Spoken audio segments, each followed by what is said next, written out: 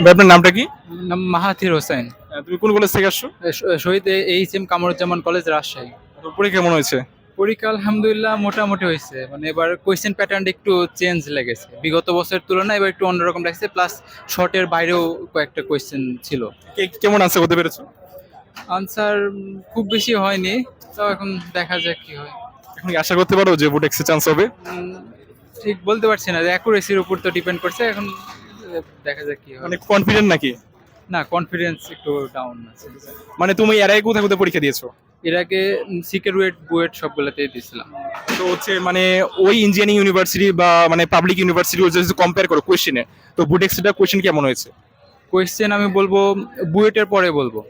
হ্যাঁ, এবার এটা হচ্ছে রুয়েটের একটু কাছাকাছি টাইপ। কোয়েশ্চেন কি স্ট্যান্ডার্ড হয়েছে নাকি বেশি হার্ড ইজি? কোয়েশ্চেন বেশ ভালো, মানে ভালো হয়েছে একটু। কোয়েশ্চেন স্ট্যান্ডার্ড বলা যায় না? হ্যাঁ হ্যাঁ, স্ট্যান্ডার্ড বলা যায়, স্ট্যান্ডার্ড একটু উপরে, মানে একটু হার্ড লেগেছে আর কি, হালকা। হার্ড লেগেছে। আর হচ্ছে তোমার মানে এক্সাম হলে ম্যানেজমেন্টে কোনো সমস্যা হয়েছে তোমার? না, ওইদিকে কোনো সমস্যা নেই, সব টিচাররা কোঅপারেটিভ ছিল, ভালো। মানে কোনো অভিযোগ বা কমপ্লেন?